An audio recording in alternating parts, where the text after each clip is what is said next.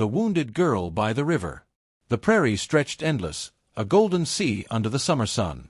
Not a fence, not a tree, not a human soul broke the wide horizon, only the wind, whispering across the grasslands, carrying the scent of dust and wild sage. For most men, the emptiness was unbearable. But for Caleb McGraw, the lone rancher, the silence had become his only companion.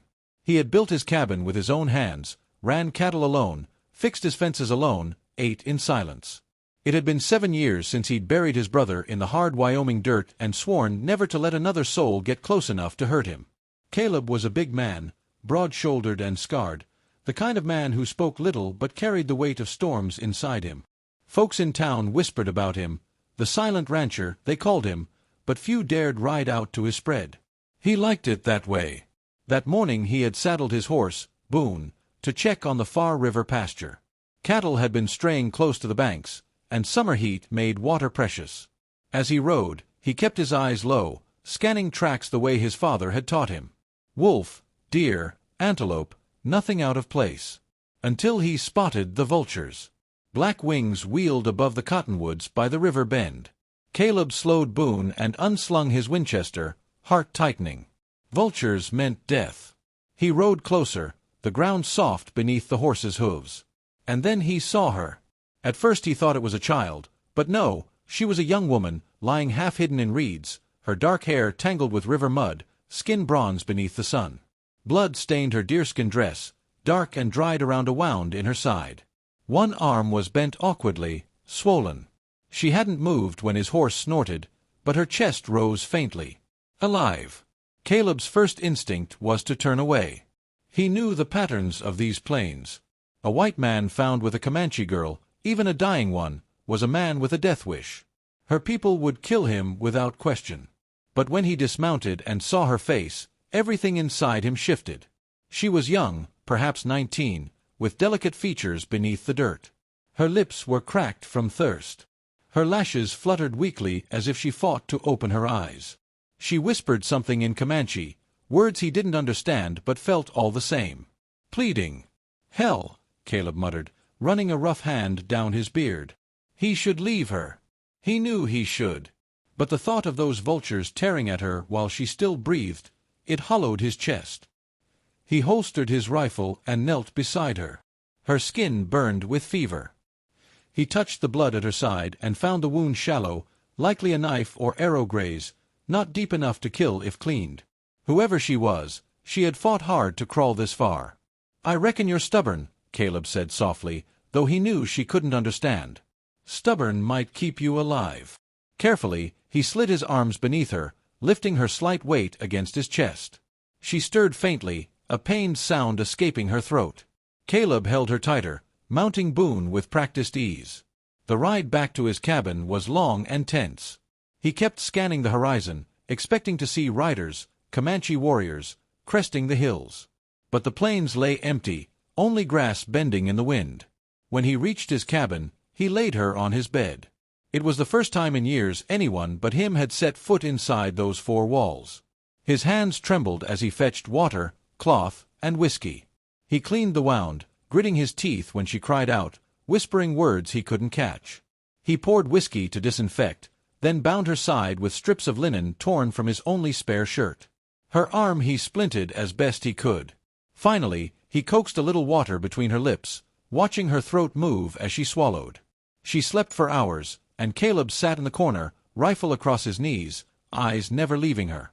He told himself it was because of the danger, because if she woke screaming, he'd need to act fast. But deep down, he knew it was something else. It had been years since he'd looked at anyone with such intensity. When the sun dipped low and shadows filled the cabin, she stirred again. Her eyes opened, dark, deep, wary. She tried to rise, but pain forced her back. "Easy," Caleb said, his voice low, gentle in a way it hadn't been in years. "You're safe here." She frowned at the English words, not understanding. Her gaze darted around the cabin. Walls, fire, the man before her. Fear flared in her eyes. She whispered something again, clutching at the blanket. Caleb raised his hands slowly, palms open. "I won't hurt you." For a moment, silence stretched. Then her breathing eased just a little. She sank back into the pillow, exhausted. That night Caleb barely slept. He kept listening to her shallow breaths, kept stoking the fire so she'd stay warm. Memories stirred, his mother's voice, his brother's laughter, the ache of everything he'd lost. And now this girl, fragile yet fierce, had walked straight into the silence he'd built around himself. Days passed. Slowly, she healed. Caleb hunted fresh meat, cooked stews she nibbled at cautiously. She learned his name, though her accent rapped it soft, Caleb. He learned hers, Ayoka, which she told him meant she brought happiness. At first, they spoke little, gestures and looks bridging the gulf between languages. But gradually, with patience, words trickled through. Caleb had picked up scraps of Comanche from traders long ago. She spoke broken English. Piece by piece, meaning took root. She told him she had been attacked by Pawnee raiders, left behind when her people scattered. She had crawled for miles, chasing the river, until she collapsed. Tears shone in her eyes when she spoke of family, of fear they might think her dead. Caleb listened quietly, his chest tight. In turn, she asked about him. Why he lived alone. Why no wife, no children.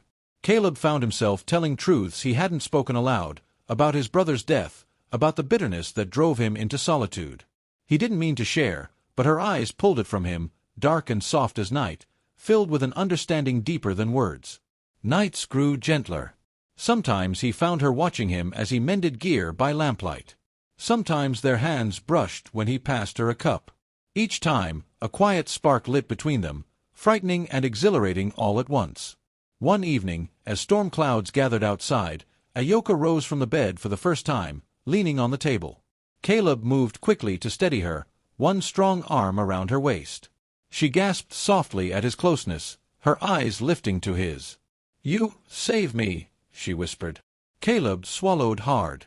He wanted to say it wasn't true, that he'd only done what any man should.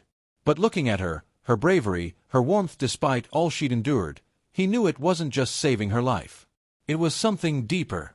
Before he could speak, thunder rolled across the plains.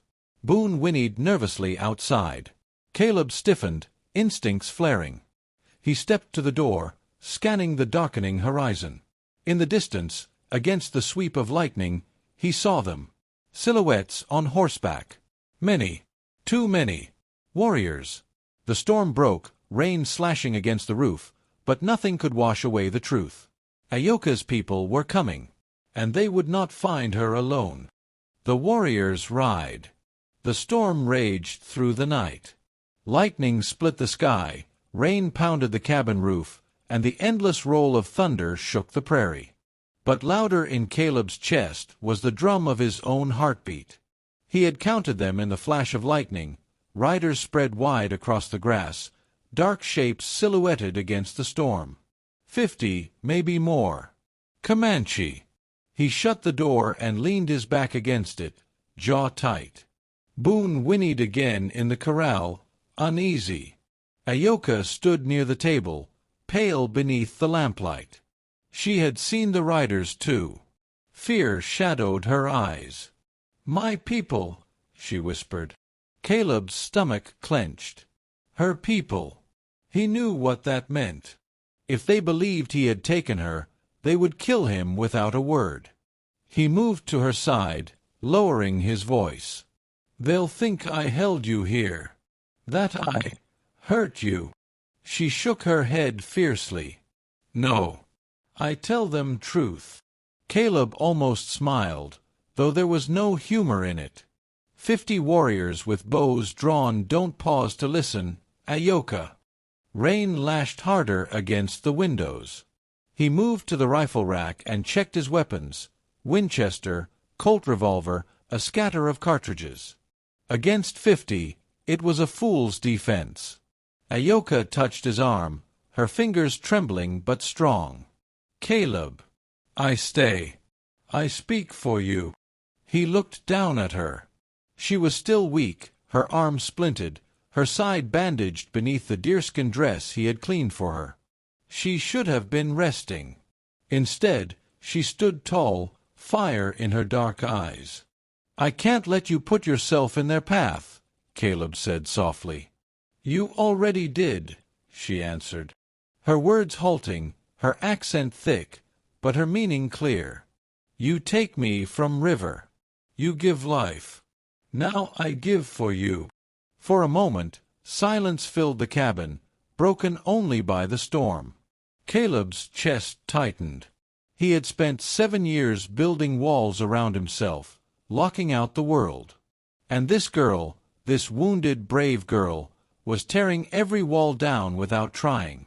Outside, the thunder of hooves grew louder. The Comanche had arrived. By dawn, the storm had passed, leaving the earth wet and glistening. Mist curled off the grasslands. Caleb stood in the doorway, rifle in hand, staring at the sea of riders encircling his cabin.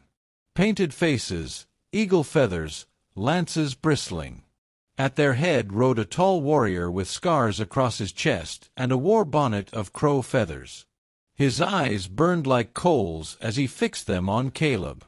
Ayoka stepped forward before Caleb could stop her. She lifted her good arm, calling out in her own tongue. The sound of it, strong, rolling, filled with urgency, echoed across the wet prairie. The warriors stirred, their horses stamping. The tall leader barked a reply. Ayoka's voice rose, urgent, pleading. She pointed to Caleb, then to herself. She spoke quickly, words tumbling like water over stone. Caleb couldn't understand, but he saw her shoulders square, saw the pride in her stance. She was no frightened girl now. She was the daughter of a people, speaking with the strength of her blood. The leader's gaze flicked to Caleb. Hatred sharpened his eyes. He raised his hand, and half the warriors notched arrows. Caleb lifted his rifle slowly, heart pounding. If they fired, he'd go down fighting. But Ayoka suddenly broke from the cabin porch. Caleb lunged to stop her, but she slipped past his grasp, running into the circle of mounted men. His gut dropped. Ayoka! She stumbled but stood firm in the mud, shouting up at the leader. Her voice cracked, but her words carried. The warriors shifted, restless, uncertain. At last, the leader dismounted. He strode toward her, feathers trailing, eyes fierce. He spoke in their tongue, short, cutting phrases. Ayoka answered, her voice shaking but steady. Caleb gripped his rifle, ready to throw himself into hell if one hand touched her. Then, silence. The leader's gaze softened, only a fraction. He reached out, not with violence, but to brush his fingers against Ayoka's hair. A father's gesture. Caleb's breath caught. She turned, pointing back toward the cabin. She spoke his name. Caleb. Every warrior's eyes swung toward him. Caleb felt the weight of 50 stares, sharp as blades. The leader studied him for a long, heavy moment. Then he barked an order. The bows lowered. The circle loosened. Ayoka hurried back to Caleb, her breath trembling. She caught his hand in hers, holding tight. They let go. Because I tell them truth. What truth? Caleb asked hoarsely. She lifted her eyes to his. Rainlight shone in them, soft and fierce. That I choose. Not prisoner. Not slave. I stay, because hearts stay. The words struck him like a blow. He had no reply, only the sudden burning rush of feeling he'd buried for years. He touched her face gently, brushing damp hair from her cheek. The leader called something sharp, and Ayoka turned. She listened, nodded once, then looked back at Caleb. "My father," she whispered. "He say I may stay. But he say, if you wrong me, if you break, 50 come back." Caleb almost laughed, though his chest ached with the weight of it all. "Fair enough." The warriors wheeled their horses, thundering away across the plains, leaving only the mist and the silence behind. That evening, As the sun bled red across the horizon, Caleb and Ayoka sat outside the cabin. The prairie was quiet again, as if nothing had happened. But everything had changed. Ayoka leaned against him, her head resting on his shoulder. He wrapped an arm gently around her, careful of her injuries. "You don't have to stay," he said softly. "You could ride with them. Be safe." She shook her head, looking up at him. "With you I safe." Caleb swallowed, his throat thick. For years he had thought himself condemned to solitude. But in this girl's eyes he saw not just survival, he saw a life. A chance to love again. He bent his head, pressing his lips to her brow. She closed her eyes, a soft sigh escaping her. The lone rancher was no longer alone. And though the shadow of 50 warriors might always linger at the edge of the horizon, Caleb knew he would face them 1,000 times over, for her. For Ayoka. For the love that had found him, fierce as thunder, gentle as rain.